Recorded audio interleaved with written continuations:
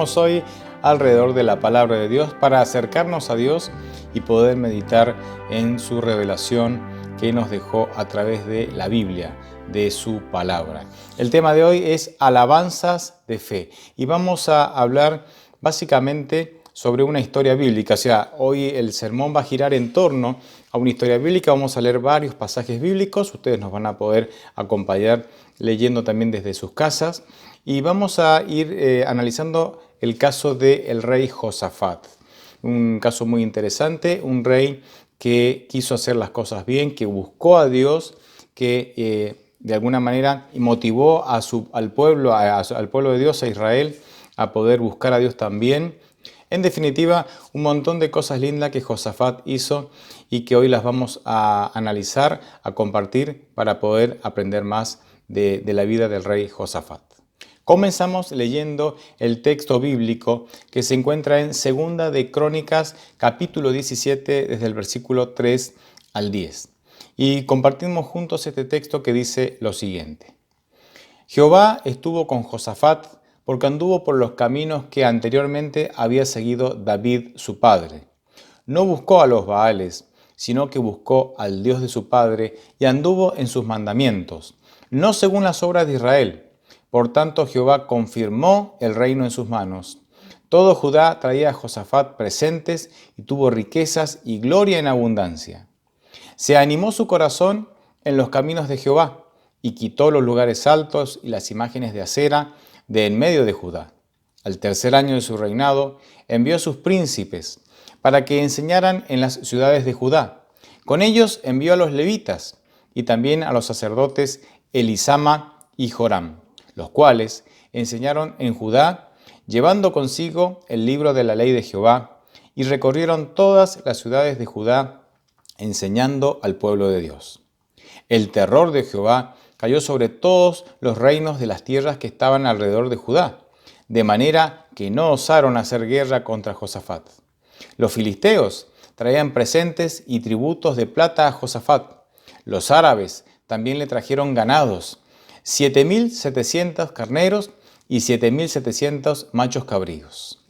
La primera enseñanza que encontramos aquí es que cuando exaltamos en nuestra vida a Dios, y no solamente ponemos a Dios en primer lugar en nuestra vida, sino que compartimos el conocimiento de Dios con otros, hay puertas que se abren, hay bendiciones que descienden del cielo. Qué importante no solamente es conocer a Dios y tener una relación personal con Él, sino compartirlo con otros. Me gusta esta labor docente del rey Josafat, en donde llevando o eligiendo personas capacitadas para enseñar la palabra de Dios, para enseñar la ley, ¿sí? Como se decía en ese momento, hizo recorrer las ciudades y los pueblos de todo el país, enseñando para que la gente conociera más de Dios. Acá hay una gran enseñanza. Para mí esta es una de las principales enseñanzas del texto y de la vida de Josafat. Que nosotros podamos compartir lo que sabemos de Dios. Posiblemente vos no sepas todo de Dios, obviamente yo tampoco lo sé, seguramente nadie sabe todo de Dios, pero qué bueno que podamos compartir lo que sabemos. A mí me gusta mucho el caso del endemoniado de Gadara, en la Biblia se menciona como el endemoniado gadareno, que fue liberado por Jesucristo e inmediatamente, me imagino unas pocas horas después de haber sido liberado, Jesucristo lo envía para que le cuente a los suyos lo que Dios ha hecho por él. ¿Cuánto sabía este muchacho de Dios? Seguramente no demasiado, pero lo que sabía, la experiencia de liberación que había tenido de manos de Jesucristo, ¿sí? La compartió y hizo un gran bien a toda la región de Decápolis. Qué bueno que podamos compartir lo que sabemos de Dios. Que tenemos que aprender cada día más, es genial. Que queremos cada vez conocer más, está perfecto. Pero no esperemos a conocer para poder compartir. Vayamos compartiendo lo que ya sabemos de Dios y las bendiciones vendrán y las puertas se abrirán. Otro punto importante que me encanta y que rescato y que lo quiero resaltar, quiero enfatizar en este momento, es la actitud que tuvieron los enemigos de Josafat cuando él buscó a Dios y lo puso en primer lugar. Dicen que ellos tuvieron una actitud de someterse al rey Josafat y de incluso traerle regalos. El versículo 10 lo dice de una manera muy gráfica cuando declara: el terror de Jehová cayó sobre todos los reinos de la tierra que estaban alrededor de Judá, de manera que no osaron hacer guerra contra Josafat. Y no solamente eso, sino que los filisteos y otros reinos vecinos trajeron regalos a Josafat. Imagínense lo extraño de esta situación. Josafat, sin haber entablado de pronto una relación con ellos, encuentra con que le traen regalos. Y el texto bíblico dice que esa actitud de los países vecinos fue porque él había puesto a Dios en primer lugar y Dios había puesto en la mente de las naciones vecinas la idea de que con este hombre de Dios no nos tenemos que meter, al contrario, nos tenemos que llevar bien, así que vamos a llevarle regalos. Me encanta cuando Dios genera eso en las mentes de otras personas y lo hace a partir de mis decisiones de colocar a Dios en primer lugar en mi vida. Hay un texto en Proverbios que me gusta mucho que describe esta situación de manera perfecta y es Proverbios 16:7 y el texto dice: cuando los caminos del hombre son agradables a Jehová, aún a sus enemigos los pone en paz con él. Clarísimo.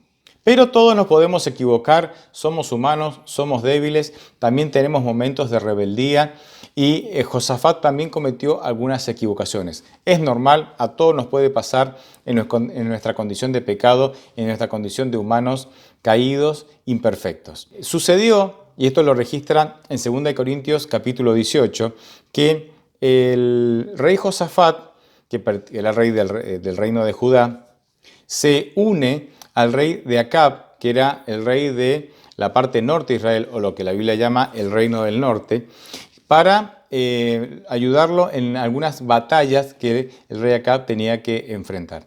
El rey Acab, ustedes lo conocen, su esposa era Jezabel.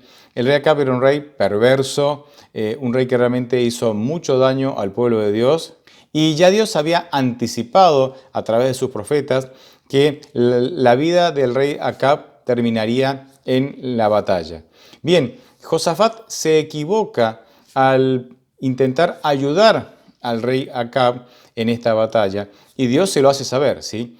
El texto dice lo siguiente: y le salió al encuentro el vidente Jehú, hijo de Hanani, el cual dijo al rey Josafat: ¿al impío das ayuda y amas a los que aborrecen a Jehová? Por esto ha caído sobre ti la cólera de Jehová, pero se han hallado en ti buenas cosas, por cuanto has quitado de la tierra las imágenes de acera y has dispuesto tu corazón para buscar a Dios. Si resumimos la historia, Josafat se enfrenta en la batalla junto con el rey Acab. Acab muere, ¿sí? Fruto de la flecha que viene del lado de uno de sus enemigos. Josafat está también a punto de morir porque los enemigos están a punto de matarlo, pero él ora fervientemente a Dios pidiendo perdón y pidiendo ayuda y Dios lo libra y milagrosamente él conserva la vida. Sin embargo, las consecuencias de este pecado de haber ido a ayudar al rey Acab sin consultar a Dios, obviamente esa no era la voluntad de Dios, las consecuencias de ese pecado las vamos a ver en el capítulo 20. Segunda de Crónicas 21 dice lo siguiente: pasadas estas cosas, aconteció que los hijos de Moab y de Amón, y con ellos otros de los amonitas, marcharon contra Josafat para atacarlo. Aquí vemos la consecuencia del pecado. Dios lo había librado de todos los enemigos. Dios había hecho que el terror se posesionara de las mentes de las naciones vecinas para no atacarlo. Pero cuando Josafat se aleja de Dios, cuando Josafat se independiza de Dios y toma decisiones equivocadas, entonces al alejarse de Dios, él también se aleja de las manos protectoras de Dios y ya algunas naciones vecinas comienzan a envalentonarse y no era una, sino que eran aparentemente 3 grupos o 3 naciones, se envalentonan y vienen a atacarlo. Hay un detalle interesante. ¿Cuándo es que Josafat toma esta mala decisión? Esta mala decisión de ayudar a Acab, Josafat la toma en un momento de mayor éxito en su carrera, de mayor éxito en su reinado. Acá hay algo que tenemos que tener en cuenta. Muchas veces, en el momento donde estamos pasando por nuestro mejor momento espiritual, o cuando estamos pasando por momentos de éxito en la vida, es en ese momento donde somos más vulnerables. Porque justamente como estamos pasando por un momento exitoso, como nos va bien, como la vida nos está sonriendo, tendemos a independizarnos de Dios, a depender menos de Dios. Ustedes saben que el hombre y la mujer tendemos a buscar más a Dios en la angustia que buscar a Dios en la prosperidad. Así es que cuando pasamos por momentos de prosperidad, a veces son los momentos más peligrosos de nuestra vida, en donde estamos espiritualmente más vulnerables, porque tendemos a no buscar tanto a Dios. Esto le pasó a Josafat, también le pasó al rey David. Recuerden que el grave pecado que cometió con Betsabé, que terminó con el asesinato del esposo, ustedes conocen la historia, finalmente se produjo en un momento en donde su reino había conquistado muchas tierras, él ya no tenía necesidad de ir a la batalla, y estando en ese momento de éxito y de ocio, en su casa termina cayendo en pecado con Betsabé. Tengamos cuidado de esos momentos exitosos de la vida, cuando transitamos esos momentos exitosos de la vida, cuando incluso en la vida espiritual estamos transitando por momentos buenos en donde Dios es lo más importante, porque tendemos a bajar la guardia, a relajarnos, a buscar menos a Dios, a confiar más en nuestro criterio, y eso nos trae a veces algunos problemas serios. Lo bueno es que Dios nunca te desampara aún en medio de tus equivocaciones. Dios no te rechaza cuando vos te equivocás. Dios no te rechaza, no se olvida de vos cuando vos te independizás de Dios para tomar tus propias decisiones y seguir tus propios planes. Él siempre está ahí para ayudarte y te está esperando para que vos vuelvas y Él te va a ayudar. Él nunca te va a desamparar. Eso es lo bueno y lo increíble de Dios. Culturalmente muchas veces se nos ha enseñado que tenemos que portarnos bien para que el Señor nos escuche. No hay nada más alejado de la realidad cuando leemos la Biblia. El mensaje bíblico dice que nosotros tenemos que ir a Dios tal como estamos y el Señor hará la tarea de santificarnos, purificarnos, limpiarnos de pecado. No tenemos que llamar la atención de Dios. Al contrario, Él siempre está llamando nuestra atención para que nosotros vayamos a Él y de esa manera seamos sanados, seamos limpiados de todo pecado. Obviamente ante esta tremenda amenaza, porque parece que la multitud que venía en contra de Israel era muy grande, era una gran cantidad, una coalición de naciones y era una gran cantidad de soldados, un ejército muy grande, Josafat tuvo miedo. Se registra la reacción y lo que hizo Josafat en 2 Crónicas capítulo 20, versículos 3 y 4, que los vamos a leer ahora. Josafat tuvo miedo y humilló su rostro para consultar a Jehová e hizo pregonar ayuno a toda Judá. Se congregaron los de Judá para pedir socorro a Jehová, y también todas las ciudades de Judá vinieron a pedir ayuda a Jehová. Este texto menciona dos puntos claves que nosotros hoy tenemos, en los cuales nosotros hoy tenemos que reflexionar. Este texto dice que cuando Israel se vio amenazado, y era una amenaza muy seria, y desesperadamente fueron a buscar a Dios, ellos tuvieron dos actitudes muy importantes que le permitieron a Dios intervenir en la vida de ellos y salvarlos. La actitud fue que ellos, en primer lugar, se humillaron. ¿Qué significa humillarse? Significa reconocer que yo no puedo. Significa reconocer que necesito ayuda, que necesito un Salvador. Humillarse tiene que ver con ser humildes. El humilde reconoce que necesita ayuda. Lo contrario a humildad es el orgullo. El orgulloso cree que puede, el orgulloso no siente que necesita ayuda. Ellos, al humillarse, reconocieron que necesitaban ayuda. Y no solamente eso, cuando uno reconoce que necesita ayuda, quiere tener, especialmente en este caso de Dios, quiere tener una comunión perfecta con Dios, ¿sí? Uno siente la necesidad de tener una comunión perfecta con Dios. Entonces, al humillarnos reconocer que necesitamos ayuda, también analizamos o hacemos un autoexamen en nuestra vida para que no haya ningún pecado que me aleje de la presencia de Dios, que aleje la presencia de Dios de mi vida. Entonces, en este acto de humillación de Josafat y del pueblo, porque como ustedes vieron, fue todo el pueblo, encontramos que reconocen que no pueden y al mismo tiempo confiesan sus pecados, ponen su vida al día con Dios, ¿sí? Para que poder ser limpiados de pecado y que nada aleje la presencia de Dios en su vida. La segunda actitud correcta que ellos realizaron fue el ayuno. El texto dice que se humillaron y ayunaron para poder tener un encuentro con Dios, porque estaban muy necesitados. El ayuno es muy importante. No hay méritos salvíficos en el ayuno, o sea, no es que vos vas a ser más santo, ni más bueno, ni estás más cerca de la salvación por el ayuno. El ayuno no otorga méritos salvíficos, la salvación es por gracia, es un regalo. Pero el ayuno nos permite tener una mente más despejada para poder escuchar a Dios, para poder tener una mejor capacidad de escuchar a Dios y de esa manera poder discernir la voluntad de Dios y las instrucciones que Dios nos quiere dar. Muchas veces para discernir algún pecado que estamos cometiendo y que de pronto no nos estamos dando cuenta, y de esa manera poder confesar ese pecado y tomar la decisión de alejarnos de él.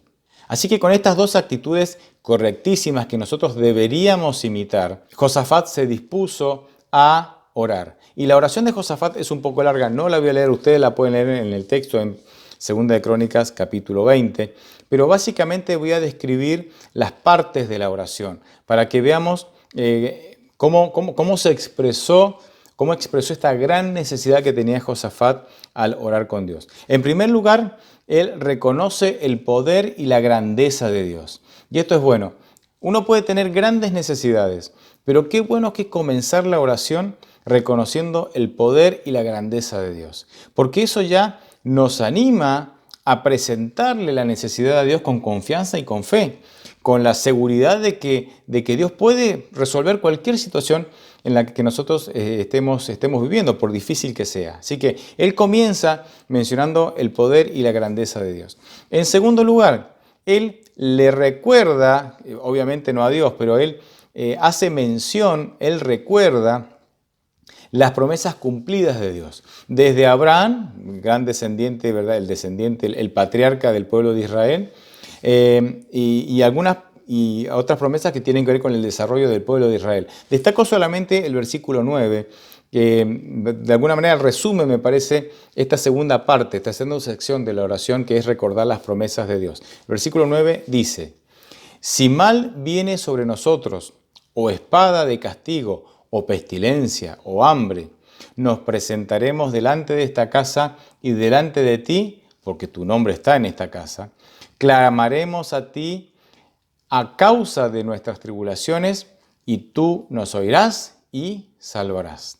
Me encanta porque aquí se aplica la promesa no solamente a problemas que nosotros podamos heredar, sino a problemas que hayamos podido ocasionar nosotros con nuestras malas decisiones. Es decir, Dios es tan fiel y sus promesas son tan reales que nos va a ayudar, y nos ama tanto, que nos va a ayudar, ya sea que estemos pasando por un problema que vino a nuestra vida sin que lo busquemos, o pasando algún problema que lo estamos sufriendo por las malas decisiones que tomamos.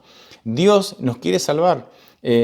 Por eso cuando vos cometés, y yo, cuando cometemos un pecado, tenemos que ir sin miedo y sin dudar, a la presencia de Dios para buscar no solamente el perdón, sino la ayuda para salir adelante de los problemas que nos metimos a causa de nuestros pecados. Y la tercera parte de la oración es mencionar la necesidad. Después que él ha reconocido la grandeza y el poder de Dios, después que él ha recordado cómo Dios ha cumplido siempre sus promesas, salvando, amando, cuidando a su pueblo, a sus hijos, ahora él menciona su necesidad y le dice: Señor, estamos perdidos. ¿Qué podemos hacer contra ese ejército? No tenemos capacidad humana para poder enfrentarlos. Señor, acudimos a ti, porque tú eres el único. Él menciona su necesidad. Y qué bueno que la podamos mencionar, llenos de fe. Dios nos invita.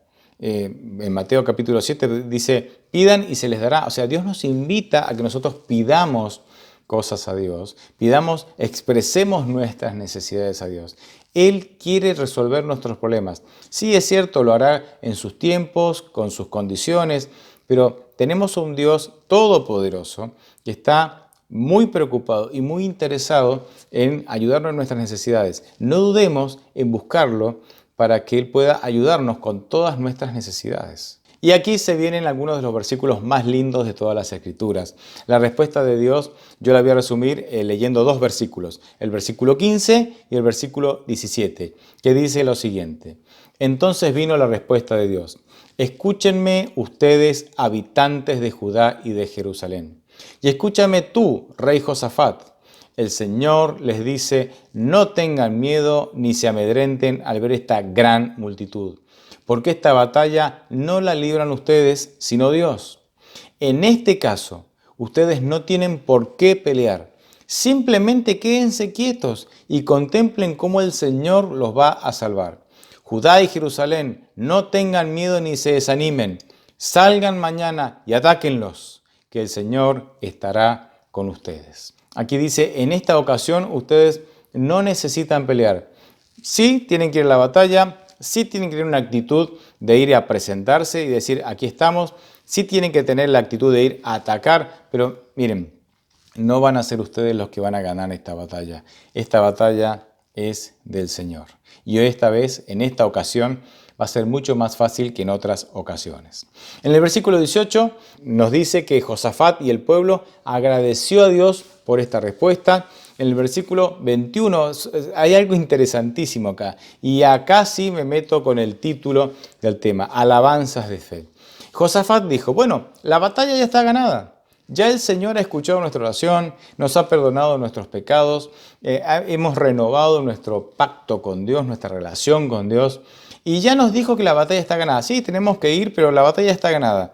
Bueno, si la batalla está ganada, ¿por qué no ir, además de llevar el ejército, como Dios ha dicho, por qué no ir con el coro de la iglesia? Así que si ustedes leen ahí el texto, el versículo 21, Josafat prepara y pone el coro de la iglesia, ¿sí? Los cantores de la iglesia y por delante y el ejército por detrás. Versículo 21. Ahora, el versículo 22 es aún más revelador y se los voy a leer para que no perderme una palabra de todo lo que dice. El texto dice, cuando los cantos de alabanza comenzaron a escucharse, el Señor puso contra los amonitas y moabitas y contra los del monte de Seir las emboscadas que ellos mismos habían tenido contra Judá y acabaron matándose los unos a los otros. Increíble, increíble. Dice que cuando comenzaron a escucharse los cantos de alabanzas, entró tal confusión en los enemigos de Dios que se terminaron matando unos a otros. Las alabanzas tienen un poder que nosotros muchas veces ignoramos y no apreciamos. ¿Qué es una alabanza? Es exaltar el nombre y las virtudes de Dios. Alabar a Dios es exaltar su nombre, su carácter y sus virtudes. Es contarle al mundo en un formato de canto, en un formato de poesía, en un formato poético, en este caso en el formato de canto, ¿verdad? Recuerden que el libro de Salmos con sus 150 capítulos es el himnario del pueblo de Israel, es el himnario hebreo. Es decir, están la letra de 150 himnos allí, no tenemos la música no ha quedado registrada, pero sí tenemos las letras. Y lo importante que era para Israel y lo importante que es para Dios, que cuando Dios compiló los libros que iban a formar el canon bíblico, quiso dejar ahí el himnario de alabanzas que su pueblo tenía en el Antiguo Testamento. Las alabanzas tienen un poder increíble, la música tiene un poder increíble. Recuerden que Saúl cuando él estaba turbado porque se había alejado de Dios, había roto su pacto con Dios y era atormentado, ¿sí?, por espíritus que ahora tenían acceso a la vida de Saúl porque él se había alejado de Dios. Dice que la música que David le tocaba lo calmaba. La música tiene un poder terapéutico importantísimo. De hecho, hoy podemos escuchar disciplinas como musicoterapia, ¿verdad? Entre otras. Pero no solamente la música, especialmente las alabanzas. Las alabanzas. Qué interesante que nosotros, y esto es una propuesta que quiero compartir con ustedes, que podamos enfrentar las batallas de la vida con alabanzas. Ya me ha pasado en muchas ocasiones, incluso a mí mismo, ¿sí? Esto, de alguna manera yo también doy testimonio, pero en muchas ocasiones de personas que me llaman o con las cuales hablo y que están con pensamientos negativos, turbados, que están muy preocupados, pasando por situaciones verdaderamente difíciles y no pueden sacar esos pensamientos difíciles de la cabeza. Entonces yo los animo a tener fe, a confiar en Dios y ellos me dicen, sí, pastor, yo tengo fe, sé que Dios me va a ayudar, pero el pensamiento está arraigado, no tengo manera, es algo casi obsesivo y no tengo manera de sacarlo de mi cabeza. Y después de darles la instrucción, bueno, tú eliges, vos elegís qué pensamiento va a quedar y qué pensamiento no, pero a veces hay situaciones tan complejas y tan angustiantes que es difícil sacar esos pensamientos negativos y obsesivos de la cabeza. Una receta que ha resultado en todos los casos positivos, porque hasta ahora no conozco un caso en la cual no haya resultado, es cante alabanzas. ¿Cómo? Sí, cante alabanzas. ¿Tiene alabanzas en su casa, en la computadora, en el celular? Tengo, sí, cante alabanza, pero me da vergüenza cantar. Cante en silencio, cante mentalmente. Es más, póngase los auriculares, levante el volumen, que las alabanzas llenen su mente. Cante alabanzas. Les aseguro que no pasará mucho tiempo en donde los pensamientos pasan y uno logra serenarse. Porque exaltar a Dios y su carácter y sus virtudes, que básicamente es lo que es el mensaje de las alabanzas, realmente genera un cambio en nuestra vida. Por eso, cuando llenamos nuestra mente de las cosas de Dios, de las virtudes de Dios, nuestra mente toma otros caminos, cambia de inclinación, nuestra mente se pacifica, tenemos una experiencia. Lo que me encanta de estas alabanzas, que eran alabanzas de fe. ¿Por qué? Ellos comenzaron a cantar alabanzas, agradeciendo a Dios antes de haber obtenido la victoria en la batalla. Por eso eran alabanzas de fe. No esperaron a ver cómo los enemigos se destruían para recién cantar alabanzas a Dios. Se anticiparon. Nuestras alabanzas siempre son buenas, pero cuando nuestras alabanzas son alabanzas de fe, son, según este texto, mejores aún. Es decir, tienen un impacto sobre nuestra vida muy superior a cuando alabamos a Dios después de ver cómo Él resolvió nuestros problemas o nuestras necesidades. Y yo los quiero invitar a que podamos tener esta experiencia, a que vos puedas orar por tus necesidades. Dios nos ha dicho que oremos con fe, obviamente, con fe en que Él las va a resolver, sí a su tiempo y sí con sus métodos y a su manera. Pero que después de haber orado y pedido, animémonos a alabar a Dios con nuestras palabras. ¿Por qué no cantando? Alabar a Dios porque Él va a contestar esa oración, porque Él se va a hacer cargo de esa oración. Una alabanza de fe, no esperar a que se cumpla. Sí, después que se cumpla podemos seguir alabando, pero es una alabanza de fe, decir, Señor, yo te alabo porque tú te harás cargo de esto, lo vas a resolver de alguna manera. Y si no lo resuelves inmediatamente me darás la fuerza para sobrellevarlo, pero tú vas a estar acá, lo prometiste, creo en tus promesas. Son alabanzas de fe porque tenemos fe en las promesas de Dios de que Él se hará cargo de nuestra vida y se hará cargo de nuestras necesidades. Como Josafat, que tenía fe en Dios y justamente fue a Dios ante esta gran necesidad que tenía en su vida. Yo te quiero invitar a tener esta nueva experiencia. Acordate, cuando grandes problemas inunden tu vida, y ahora puedes estar pasando por grandes problemas, humíllate ante Dios. Reconoce que tienes una necesidad y que tú solo no puedes. Reconoce, yo no puedo, Señor, yo te necesito. Ayuna si es necesario, para tener la mente clara. No tienes que necesariamente no comer nada, puedes comer algunas pocas frutas durante el día para mantener de esa manera la mente despejada y poder discernir la voluntad de Dios y discernir si hay algún pecado que te está alejando de Dios para poder confesarlo y pedir perdón. Y una vez que hiciste eso, poder con toda confianza y llenos de fe contarle las necesidades que Dios tiene. Y una vez que contaste tu necesidad, así con tus palabras, como te sale, como hablándole a un amigo, porque Dios es así como quiere que le expresemos, con total confianza. Luego de eso, poder cantar alabanzas a Dios. Si estás pasando por un problema, canta alabanzas. Si el problema no se resuelve, canta alabanzas de fe, sabiendo que en su momento se resolverá, porque tú le has entregado el problema a Dios, porque has confiado en Él, porque te has humillado y es reconocido. Tener la experiencia de las alabanzas de fe, que puedan cambiar nuestra vida, fortalecer nuestra fe y hacer que nuestra relación con Dios crezca y se fortalezca.